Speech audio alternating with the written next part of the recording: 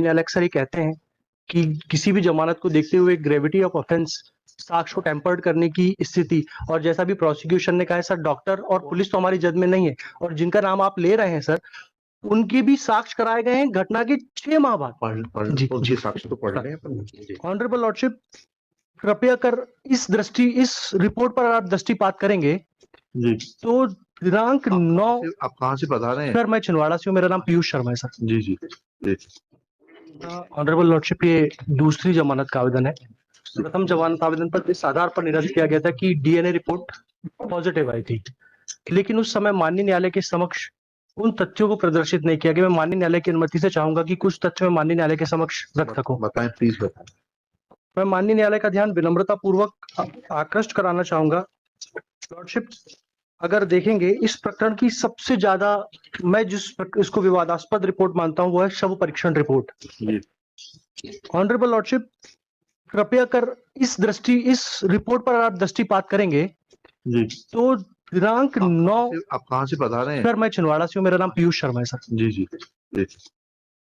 Lordship, इस मृतिका की पोस्टमार्टम दिनांक 9/4/2021 को 3 डॉक्टरों की टीम द्वारा रात 11:30 बजे की गई। लॉर्डशिप, सबसे पहला प्रश्न उठता है माननीय न्यायालय के समक्ष, ये माननीय न्यायालय के समक्ष अभियोजन ये बात नहीं बता पाया कि आपको रात 11:30 बजे, जहां पर पर्याप्त रोशनी और पर्याप्त प्रकाश की व्यवस्था उपलब्ध नहीं थी, बिना किसी मजिस्ट्रेट की परमिशन लिए आपने पोस्टमार्टम रिपोर्ट कैसे कंडक्ट की? पहला सवाल मेरा माननीय न्यायालय के समक्ष ये है। दूसरा लॉर्डशिप, ये कहते हैं अपनी ही इस रिपोर्ट में कि 100% बर्न इंजरी का केस है। लॉर्डशिप, श्रीमान माननीय न्यायालय से मैं इसी परीक्षा का तीसरा नंबर का जो पेज है उस पर आपका ध्यान आकृष्ट कराना चाहूंगा। ये लिखते हैं कॉलम नंबर 11 में बाहरी और भीतरी जननेंद्रिय, उसमें ये अलग स्याही से लिखते हैं एनएडी, जिसका अगर माननीय न्यायालय के समक्ष मैं अर्थ स्पष्ट करता हूं तो वो लिखते हैं कि नॉट एनी एबनॉर्मेलिटी डिटेक्ट, लेकिन अगले ही नीचे ही कोई अन्य व्यक्ति लिखता है कि vaginal slide prepared and sealed handed over to police lady Sangeeta. Lordship, रात 11:30 बजे पोस्टमार्टम हो रहा है, लेकिन फिर मैं माननीय न्यायालय का ध्यान विनम्रता पूर्वक आकृष्ट कराना चाहूंगा सर, संगीता युवनाती की जब्ती पर अगर आप दृष्टिपात करते हैं लॉर्डशिप, तो ये देखेंगे कि ये पोस्टमार्टम के पहले दोपहर 3:50 पर हो गई थी, जबकि पोस्टमार्टम रात 11:30 बजे हो रहा है। तो पुलिस के पास किसी भी महिला के वेजाइनल स्लाइड बनाने की क्या क्षमता थी? माननीय न्यायालय के समक्ष अभियोजन इस बात को स्पष्ट करने में पूर्णतः विफल रहा है कि पोस्टमार्टम तारीख बताइएगा सर 9/4/21 को 3:30 पर ही वेजाइनल स्लाइड प्रिपेयर कर रहे हैं सर। अच्छा, लेकिन कॉलम नंबर 13 में आप देखेंगे, कॉलम नंबर 13 में नमूना सील की जगह संगीता अंकित है, लेकिन थाने की सील नहीं लगी हुई है। माननीय न्यायालय से मैं विनम्रता पूर्वक आग्रह करना चाहूंगा, मेरा निवेदन है सर, कि चूंकि मेरा पहला अवसर है इसलिए अगर कोई दृष्टिता हो तो क्षमा करें। नहीं, आप बिल्कुल आराम से बहस करिए सर। Don't worry. लॉर्डशिप, मैं पहली चीज, ये जो मैंने तैयारी की थोड़ी सी, डॉक्टर पारिक और मोदी हैं, इनके मुताबिक जब इन्होंने अपनी किताब लिखी थी जिस पर ये डॉक्टर्स पढ़ाई करते हैं, इनमें इन्होंने लिखा था कि शुक्र के धब्बों की परीक्षा। लॉर्डशिप, ये बताते हैं कि स्पर्मोटोजोआ, जिसको शुक्राणु कहते हैं, इसकी उपस्थिति जानना कोई सरल कार्य नहीं है। इसके विरोधी तत्व जैसे कपड़ों का प्रकार, पुरानापन और प्रयोगशाला में पहुंचने तक वे धब्बे किन परिस्थितियों से गुजरे हैं, इस चीज को माननीय न्यायालय के समक्ष बताना बहुत आवश्यक होगा। लॉर्डशिप, पहली चीज ये उठती है कि आप 9/4/21 को मृतिका की पोस्टमार्टम रिपोर्ट कंडक्ट करने से पहले बिना सील बंद लिफाफा तैयार करे वेजाइनल स्लाइड प्रिपेयर करते हैं। इस चीज का मेरी बात से रिलेवेंसी इस बात पर है, माननीय न्यायालय से मेरा विनम्रता पूर्वक आग्रह है सर, कि जो महिला 100% जल चुकी हो, आप उसके योनि मार्ग से शुक्राणु कैसे प्राप्त कर पाएंगे, जबकि जो स्पर्म होते हैं वो मतलब दाह के प्रति बहुत ज्यादा सेंसिटिव होते हैं, और जब कोई महिला 100% ही जल चुकी हो तो ऐसी दशा में प्रथम दृष्टया ये भ्रम और प्रथम दृष्टया संदेह उत्पन्न होता है कि जलने के बाद किसी भी महिला की वेजाइनल स्लाइड प्रिपेयर नहीं की जा सकती। ऑनरेबल लॉर्डशिप से मेरा दूसरा बहुत बड़ा निवेदन है सर, अभी मैं एक लेटेस्ट एक जजमेंट था जिसमें शरद बिरथी चंद का हवाला हुआ था, और एक हवाला आया था सर 1984 का 4 सुप्रीम कोर्ट ऑनरेबल माननीय उच्चतम न्यायालय का, पेज नंबर 116 है। इसमें माननीय उच्चतम न्यायालय ने कहा है कि किसी माननीय न्यायालय के समक्ष अगर आप कोई भी प्रकरण पेश करते हैं जिसमें आप परिस्थिति जन्य साक्ष्यों की बात करते हैं, तो माननीय न्यायालय के समक्ष अभियोजन को यह स्पष्ट तौर पर बताना पड़ेगा कि केवल आप कह देने मात्र से कि कोई व्यक्ति अभियुक्त है, कह देने मात्र से कि कोई रिपोर्ट अभियुक्त के खिलाफ है, आप उसको अभियुक्त साबित नहीं कर सकते जब तक कि आपके पास चेन बाय चेन, कड़ी बाय कड़ी और साक्ष्य बाय साक्ष्य माननीय न्यायालय के समक्ष संदेह से परे कोई चीज प्रमाणित नहीं होती है। लॉर्डशिप, ठीक इसी तरह की प्रकृति का मामला था Hemant versus state of Madhya Pradesh, और माननीय उच्चतम न्यायालय ने अभी रवि कुमार राहुल वाला केस था। जी सर, ये कॉपी वर्सेस स्टेट सर ये वाली कॉपी सर को दीजिए। मैं माननीय न्यायालय से निवेदन करना चाहूंगा कि इस प्रकरण में माननीय उच्चतम न्यायालय ने ये कहा है, और मैं माननीय न्यायालय का इस जजमेंट की ओर ध्यान आकृष्ट कराना चाहूंगा। सर, पूरे हिंदुस्तान के अंदर इस जजमेंट की बड़ी जोरों से चर्चा है, जिस मामले में माननीय उच्चतम न्यायालय ने, बताइए प्लीज सर, इसमें माननीय उच्चतम न्यायालय ने डीएनए प्रोफाइलिंग को पेज नंबर 138 से डिस्कस करना शुरू किया था, और उसमें 38 हाँ सर, मतलब वो शायद कंडी का क्रमांक 138 से सर। हाँ जी उसमें उन्होंने डीएनए प्रोफाइलिंग पद्धति के बारे में बताया सर। जी। माननीय उच्चतम न्यायालय का ऐसे मामलों के बारे में कहना था कि डीएनए किया जाता है, ये कोई बहुत बड़ी बात नहीं है, लेकिन डीएनए को करने के लिए और माननीय न्यायालय के समक्ष डीएनए की सत्यता को प्रमाणित करने के लिए इसकी आपको सबसे पहले ये बताना पड़ेगा कि जो स्लाइड है, जो नमूना है, उसको विधिवत संरक्षित किया गया, उसको विधिवत लैब तक पहुंचाया गया, क्योंकि डीएनए के ऐसे अणु होते हैं जो शरीर के किसी भी तरल भाग द्वारा गुजरते रहते हैं। इसी तरह डीएनए का पॉजिटिव आ जाना किसी अभियुक्त को दोषी ठहराए जाने के लिए पर्याप्त नहीं होगा जब तक कि ऐसी संपूर्ण परिस्थितियों को माननीय न्यायालय के समक्ष स्पष्ट ना कर दिया गया हो। लॉर्डशिप, इस पूरे प्रकरण में जो मैंने माननीय न्यायालय के समक्ष अभी प्रकरण प्रस्तुत किया है, उसमें भी 5 माह के विलंब के बाद ये जो सैंपल था पहुंचाया गया। लॉर्डशिप, इस प्रकरण में ना तो कोई सीलबंद लिफाफा है, और आफ्टर मतलब 4 माह के बाद सर ये इसकी डीएनए सैंपलिंग कराते हैं। ये इसकी रिपोर्ट आती है सर 20/9/2021 को। लॉर्डशिप, 20/9/2021 की आप रिपोर्ट देखेंगे, और 9/4 को महिला का पोस्टमार्टम रात 11:30 बजे हो रहा है। साहब, 3 महीने तक ये कहां इस स्लाइड को रखे रहे बिना सीलबंद नमूने को जी थाने में रखा रहा। जी। थाने में जब आप रखे रहते हो तो नमूने से छेड़छाड़ करने की आशंका से इनकार नहीं किया जा सकता। और लॉर्डशिप, इस प्रकरण की सबसे बड़ी चीज ये आती है कि जब ये वेजाइनल स्लाइड और स्वैब बताते हैं, जबकि मैंने माननीय न्यायालय को पूर्व में निवेदन कर बताया था कि इन्होंने केवल सर स्लाइड प्रिपेयर की थी, स्वैब नहीं बनाया था सर। तो सर ये स्वैब इनको कहां से प्राप्त हो गया अतिरिक्त? इसका मतलब ये है कि अभियुक्त को झूठा बचाने के आशय से इन्होंने ये पूरी कथा रची है। लॉर्डशिप, इसके बाद जब ये जांच होती है, फिर ये स्लाइड वापस आता है। लॉर्डशिप, ये इसका ब्लड निकालते हैं। ब्लड इन्होंने निकाला, किस अवस्था में निकाला, कितनी मात्रा में निकाला, किस तो उसका तो मेमो होता है, बनता है सर। लेकिन मेरा माननीय न्यायालय से निवेदन है कि सर आपने तो ब्लड निकाल लिया, लेकिन इसके पहले तक हमको फंसाने की संपूर्ण कार्यवाही अभियोजन के द्वारा सुनिश्चित कर ली गई। आईओ एग्जामिन हो गया सर, आईओ से पूछा ये सब चीजें? सर अभी तो मैं माननीय न्यायालय के समक्ष डिले के लिए आया था कि हमारा ट्रायल नहीं हो पा बेल देने आए, बिल्कुल ठीक है जी, लेकिन ये सारे सवाल तो आप आईओ से पूछेंगे ना। मैं माननीय न्यायालय के समक्ष सैंपल प्रॉपर्ली सील नहीं किया गया, डॉक्टर आएगा, डॉक्टर से पूछेंगे, ठीक है ना। और सर आप उससे पूछेंगे, डॉक्टर से पूछेंगे कि 100% बर्न केस में जो है ये स्लाइड बनाई जा सकती है कि नहीं बनाई जा सकती, what will be the impact of the burn injuries on the efficacy of the sperms or the DNA material which has been recovered from the vagina of the victim। तो ये सब बातें तो आप वहां पूछेंगे। मैं माननीय न्यायालय से एक विनम्रता पूर्वक और एक निवेदन करूंगा। आप घटना बताते हैं साहब, अभियोजन घटना बता रहा है, जिस दिनांक की घटना बता रहा है, ये बता रहा है सर। मैं माननीय न्यायालय से निवेदन करना चाहूंगा, माननीय न्यायालय ने अपने सुस्थापित सिद्धांतों पर बताया है कि जब आप कहते हैं तो संदेह से परे प्रकरण को माननीय न्यायालय के समक्ष प्रस्तुत कीजिए। नहीं, लेकिन सर, संदेह से परे नहीं है सर, ये प्रथम दृष्टया की बात कर रहा हूं सर। आप बता रहे हैं कि जो अप्रैल 2021 जिस समय पूरा लॉकडाउन लगा हुआ था, उस दिन आप लॉकडाउन के समय में घर में लड़की को अकेला छोड़कर कहीं जाते हैं। लॉर्डशिप, जब लॉर्डशिप वहां पे सब जगह लॉकडाउन लगा हुआ है, ऐसी दशा में कोई किसी व्यक्ति को अकेला नहीं छोड़ेगा। लेकिन तीसरी बात, मेरा माननीय न्यायालय से सिर्फ एक बात कहनी है कि जब आपके पास पोस्टमार्टम रिपोर्ट आ गई, आपने फैब्रिकेटेड स्टोरी बनाते हुए अभियुक्त को ब्लड सैंपल कराया जिसमें भी काफी विलंब हुआ, ऐसी दशा में अभियुक्त माननीय न्यायालय से रहम की पात्रता रखता है क्योंकि इसका सर कोई आपराधिक रिकॉर्ड नहीं है। माननीय न्यायालय से मेरा इस बात के लिए भी विनम्र आग्रह है कि सर आज एक जो लड़का बहुत मेहनतकश मजदूरी के साथ अपना जीवन यापन करता है, उसको जिन आधारों पर माननीय न्यायालय के समक्ष उसका प्रकरण प्रस्तुत किया गया है, वो रहम के आधार पर और इस सद्भाविक आधार पर कि उसको लगभग 1 वर्ष हो गया है, ऐसी दशा में भी हम शायद माननीय न्यायालय से रहम की पात्रता रखते हैं। जो जितना आर्गुमेंट ले रहे हैं सर, उससे तो सब डॉक्टर और आईओ ही बता पाएगा। बाकी मेरिट पे तो सर जो दो विटनेस हैं, प्राची और हसिता, जिनकी जो सहेली है, इसने पूरा बताया। क्या बताया, पढ़िए।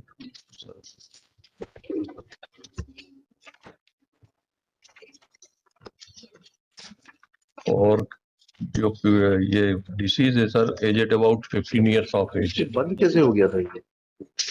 आपने बंद किया था ये? अभी मैंने ऑन किया, बंद कैसे हो गया?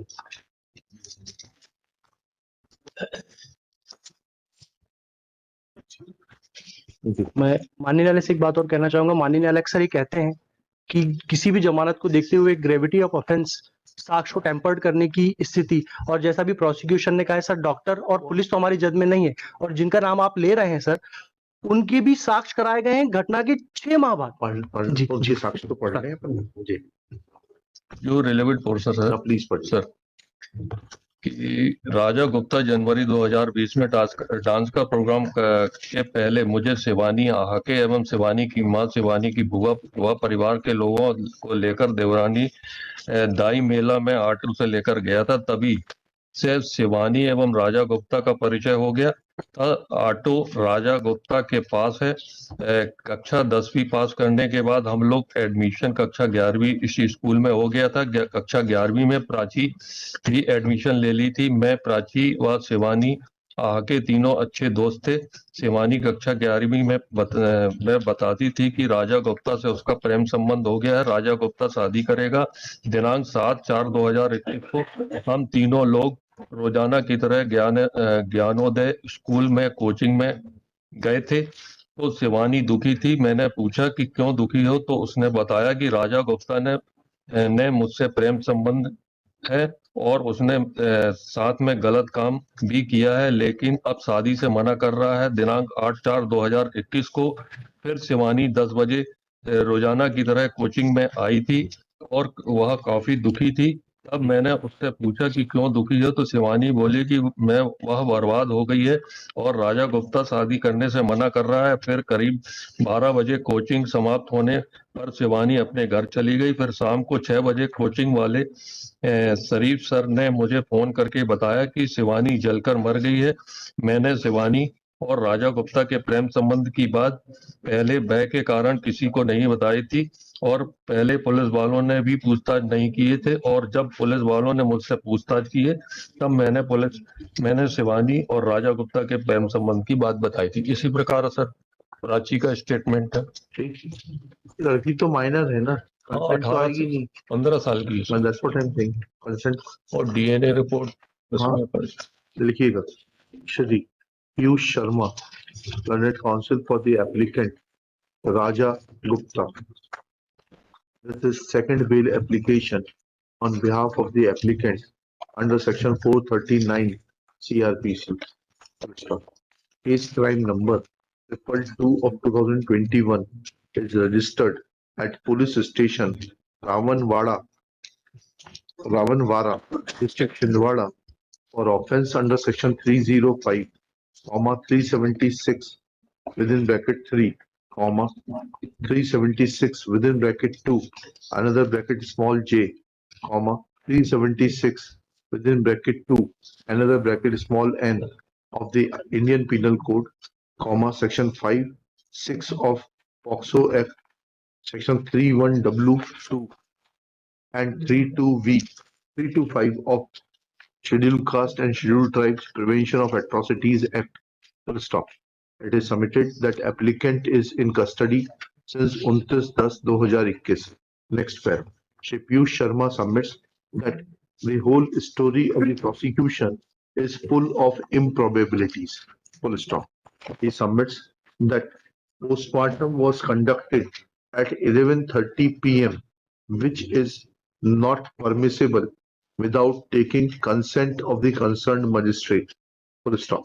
It is further submitted that there is a mention of preparation of a vaginal slide in the postmortem report, but vaginal slide was seized at 3:30 p.m. was prepared at 3:30 p.m.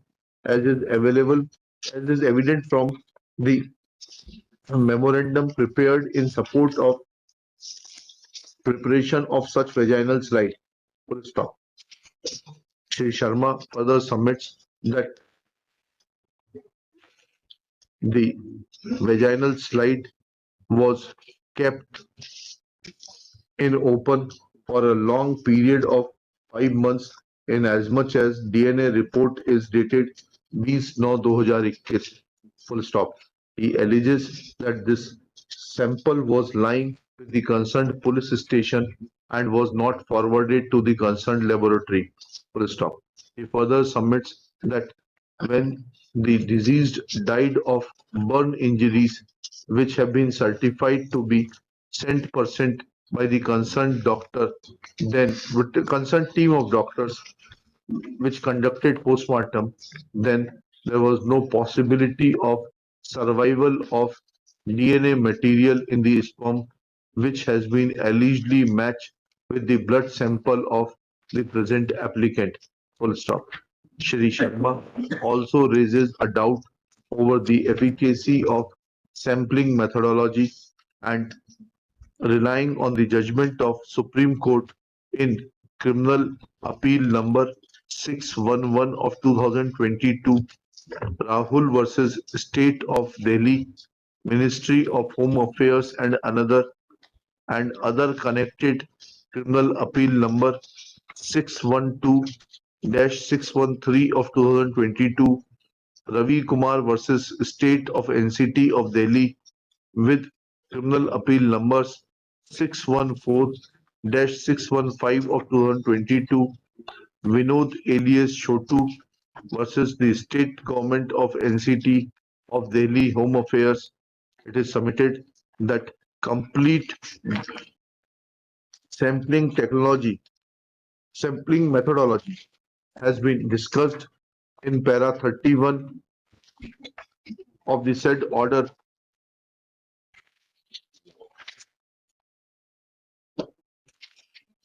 Full stop.